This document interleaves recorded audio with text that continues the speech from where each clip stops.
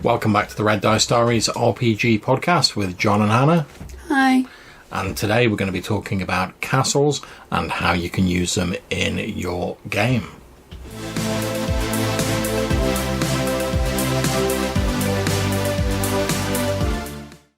Okay, so Love, you wanted to talk about castles and how they can be used in RPGs. Yeah, so first things first, possible uses for castles. So it's a good place to do like the bookend of a mission where, I don't know, say your lordly noble calls you to the castle, gives you a mission, you go off and do it, you come back and get your reward there. Yeah, classic. It's a good place for a base of operations for a player group. And obviously with that, as the player group progresses, when they level up, they can either add to the structure, so start out in like a very small fort and build it up to a big castle, move on to another castle that's like bigger and more suited to their needs when they level up. You got something to add? Alright then.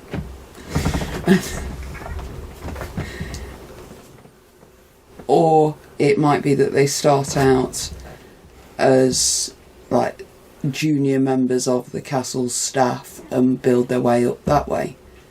Yeah, I was going to say, of course, castles and strongholds are sort of written into the sort of very makeup of the rules for like old Dungeons and Dragons, where it was assumed that, you know, when you get to a certain level, you're going to start building your own fortress. You're going to maybe not be exploring every dungeon so much. You're going to be sort of managing a domain. So another use of it is as a base of operations for your villain. Mm-hmm. And obviously that can be anything from a small fort with a low-level villain in to being like the Emperor's Palace. Yeah. And then obviously it's Dungeons and Dragons. Yeah. A castle is an ideal structure for your basic D&D dungeon crawl dungeon. Yeah. Be it an abandoned castle, an enemy castle, whatever. Yeah, I mean, castles are pretty much one of the iconic sort of medieval sort of fortifications. I mean, one of my favourite sort of D&D clones is called Castles and Crusades. So they, you know, they're around in that time period. They're certainly appropriate for that pseudo-medieval vibe you have going in a D&D game. But we've talked a bit about how you might use castles. How about the way that castles are designed? Well, how you might use different designs of castles, there's a few different things you might want to think about. And first of all, you want to think about whether you're looking at a real or a realistic castle versus something that's a fantasy castle purely for your setting, for your needs. Yeah.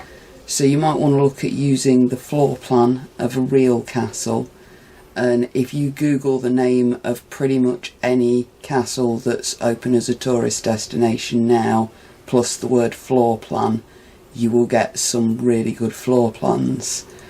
I was going to say as well, obviously, there's no shortage of like fantasy versions, you know, dungeons and floor plans and stuff like that for castles. Indeed. On the real world ones, I'd recommend take a look at Haddon Hall, Yeah. which is not too far away from us, and you would recognise it as the place where Princess Buttercup stands when she gets Princess booed. Bride, yeah. Boo! It's been used in a lot of films, and they've got an excellent floor plan on Google that shows you all the different like time periods that parts of the castle were built up in. Oh, that's pretty cool. Another good one to take a look at is Castle Cornet in Guernsey. Where they make the ice cream. Now, that one is a particularly interesting real-world castle as well. In the medieval period, it was this like huge fortress on a little islet on the side of an island. On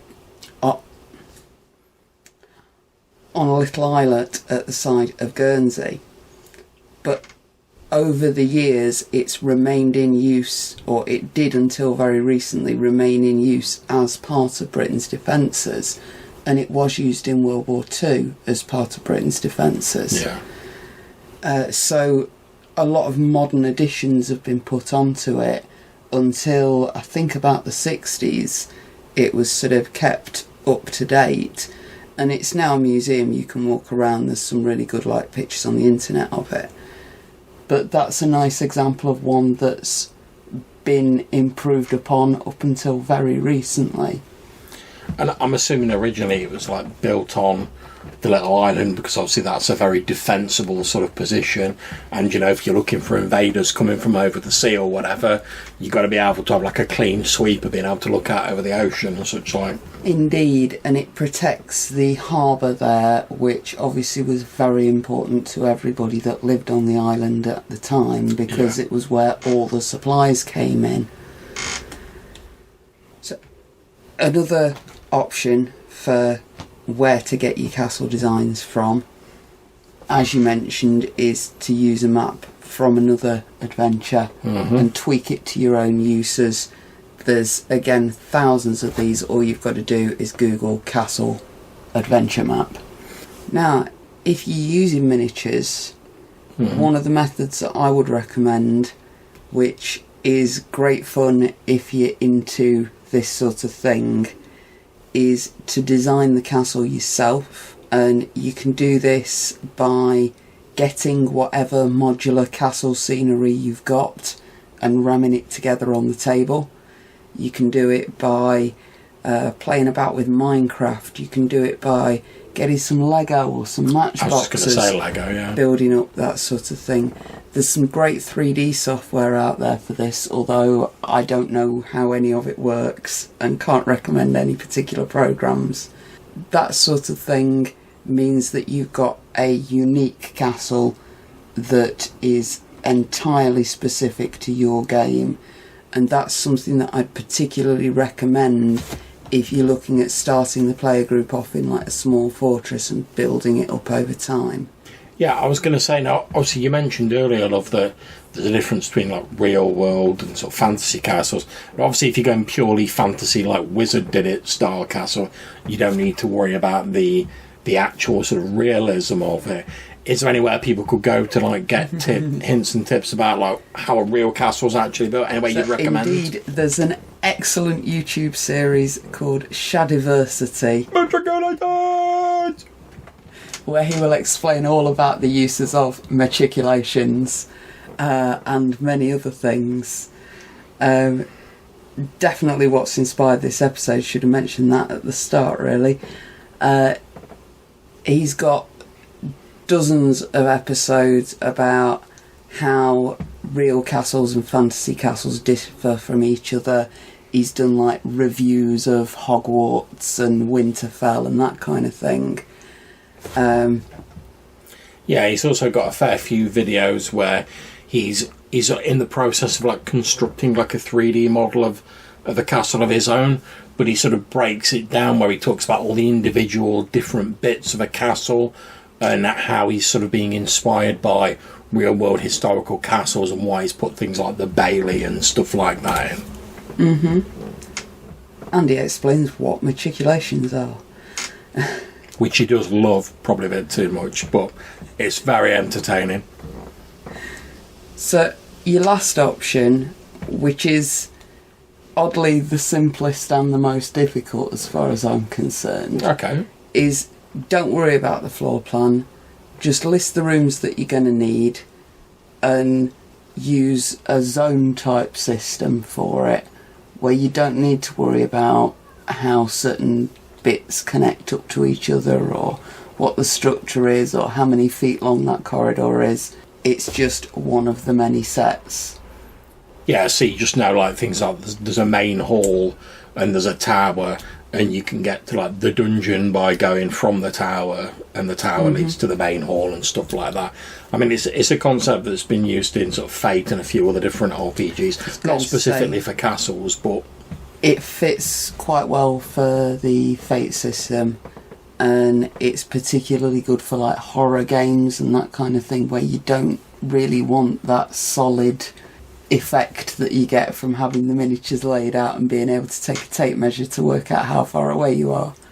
Yeah, I mean, the thing about having like a nice sort of like tactical sort of grid map of like your castle is, don't get me wrong, that's quality, and if you want to run like a virtual tabletop, you want a slightly more tactical element, yeah, that's going to help you great guns. However, if you're running a game that's maybe placing less emphasis on tactics, or like you say, you're trying to run like a horror game or something like that, where it's only the relative positioning you need to worry about, maybe you don't need to go to that level of like finding a map and sort of laying it out on a virtual tabletop, or like getting all your miniatures together and building an actual castle.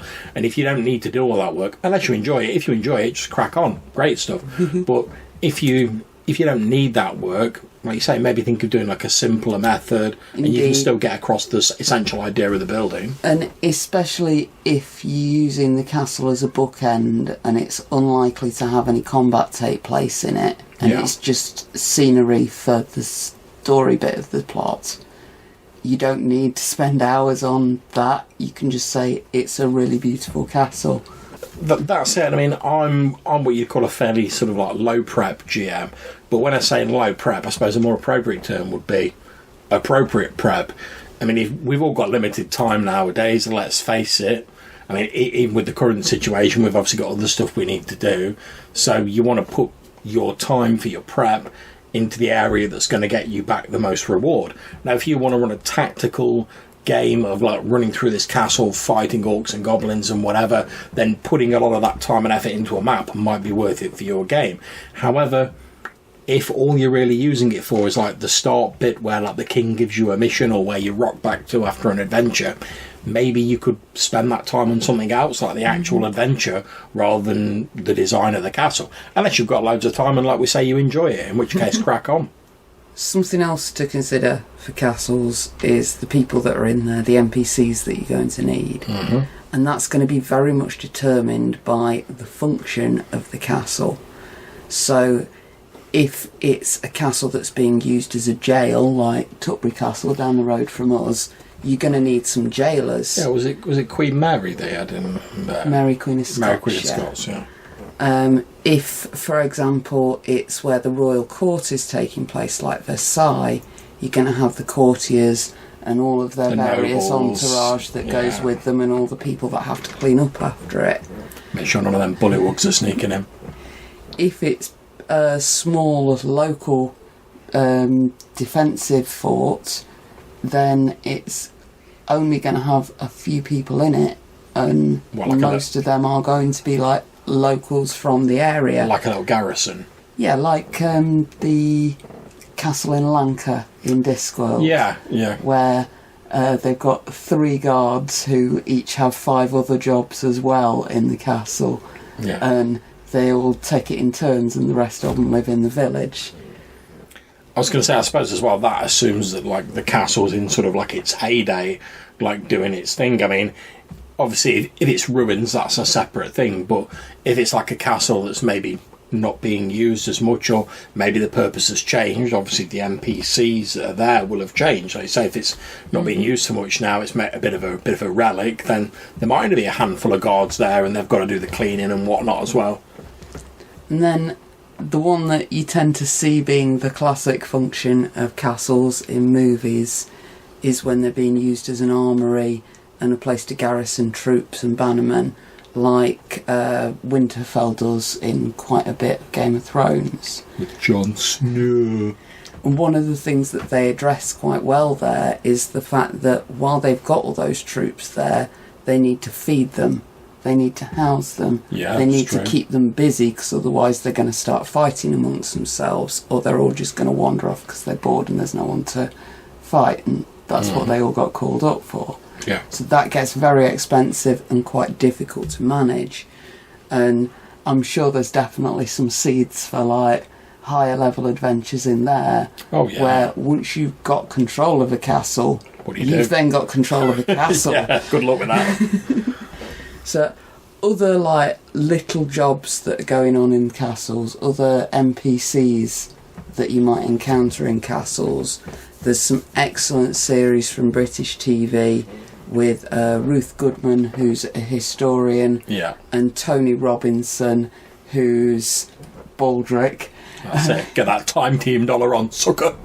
Going through, looking at various jobs and functions that castles did, and you can find lots of clips of these things on YouTube. I think the Tony Robinson series was called The Worst Jobs in History. Ruth Goodman's been on so many different ones that I couldn't name a particular series. Yeah, I mean, one of the good... I'm terrible with names, but one of the good things about the Ruth Goodman series that she's done is she tends to focus on the sort of like the day-to-day life and stuff like that. So rather than it being like the big historical figures, even when they're dealing with big historical figures, it's about like the everyday sort of like people who were like working with for them or whatever. And this is why it's such an interesting thing to look at for NPCs, because they are the people that you're going to want to keep seeing in the castle, and they're what bring it to life effectively. If you want to have it looking like there's a working castle there in your game, having 2 or 3 NPCs that the players can talk to and interact with makes all the difference. Another thing that you have to look at when you're considering what NPCs you're having there is the different uses of castles, even just British castles in the last 500 years, for example, because there's castles the world over. Oh yeah, of course. And they've been around for thousands and thousands of years, but in the last 500 years we've had castles that were initially just a local meeting point, a place for everybody to go to if there were raiders or if there was war, and otherwise it was just the place where the local lord lived, maybe a bit of a farmstead around it. That then went on in like the Tudor period to become government buildings that were in service of the crown, and yes, they were still officially owned by the local lord, but only because the crown had put him in charge of them. And that's when we're talking about things like them being used as prisons, tax collection places, and they were obviously still used as local armories. So I suppose as you were saying, the local lord was more like the sort of custodian of it, sort of acting on behalf of the crown. The crown really owned it, but they're like, you look after it and do all the stuff we can't be bothered with. Indeed. And obviously now, castles tend to be conference centres, hotels, museums. Another different purpose that they've been put to doesn't mean that they could be any less interesting to run a game in. I've certainly played a couple of very good horror games that were set in castles that were like modern games where you're going around looking for EVP or there's a vampire or whatever. They're just a cool setting. Yeah, I mean, castles are obviously like a big part of the sort of whole like Gothic period of like fiction and film and stuff like that.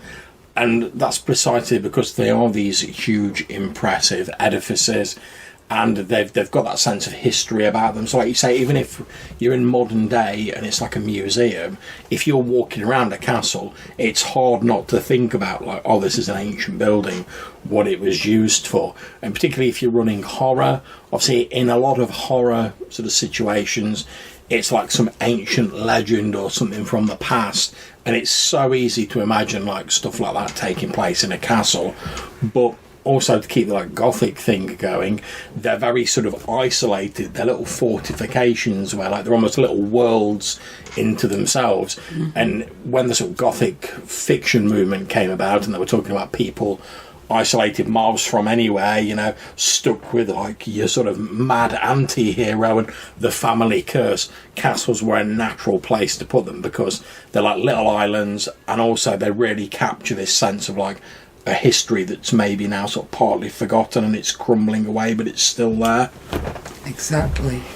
Yeah, but one thing I've been wondering, love, since we're talking about like fantasy, what about dragons? I mean, they could put a crimp in your day if you got a castle. But what about dragons?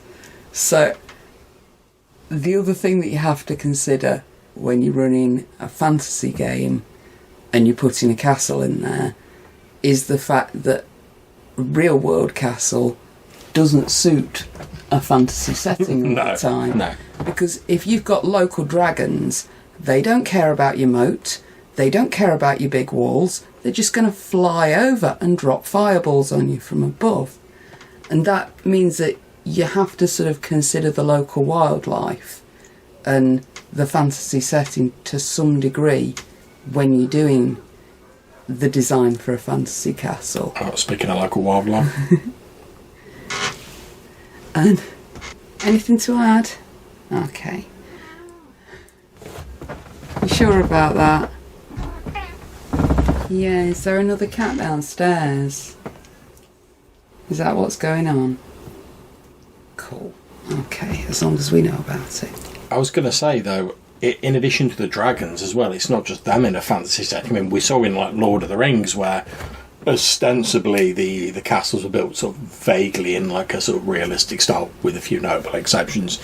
When you got like Sauron's armies rocking up and they've got like ogres that are like 15 feet tall that can like carry a battering ram under their arm and like elephants and stuff like that, your castle's not going to stand up to that.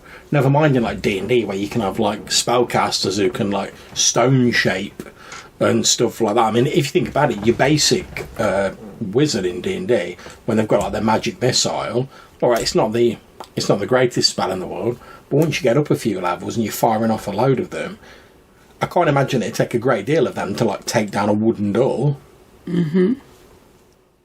And another thing that you have to look at is whether you've got any of these sorts of creatures. Yeah, true. So, Game of Thrones again, the Red Keep had dragon stables effectively underneath it. Again, Terry Pratchett had the Wormburg, and these are structures that were specifically built to house dragons. That's a quality name, Wormburg. And you're going to need some specialist stablers as well, you know. Yeah. I'm guessing that the guy who shovels the dragon droppings is going to get paid considerably more than your average stable boy. Yeah, and I mean, obviously this is more of an issue in like a sort of higher fantasy game where magic's more prevalent. If you're running like a low magic sort of a bit closer to actual history sort of game, this might not be such a problem. But the way I look at it is any sort of problem that magic has caused, magic can solve. Because it's like, in the same way as like with real warfare, if the enemy gets like a weapon, as soon as a new weapon's unveiled, people start working on a defence against it, so they have to make a new weapon. If you've got someone going like, oh, we built this castle, oh, but what about them with their spells that can do this, that and the other? They'll have some wizard on their side who'll be like, yeah, but I've worked out a defence for it. Or they'll have someone who's like, oh, I've worked out how to make magic proof bricks or something like that. But yeah, you do need to consider that in your game. At least, even if you're not going to go in depth with it, you've got to at least sort of like think about it. Yeah, so some things to take a look at when you're putting a castle in your game. Hopefully it's helpful to people. Indeed, we hope you've enjoyed that episode. If you want to get in touch with us, you can leave us a voicemail message using the SpeakPipe website. There'll be a link in the description of this show, or you can drop us an email to rddrpgpodcast@gmail.com.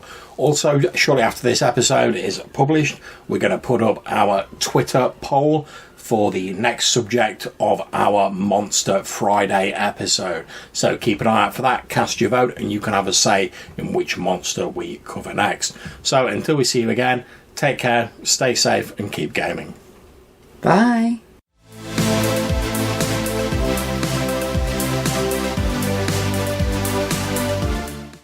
Metropolitan!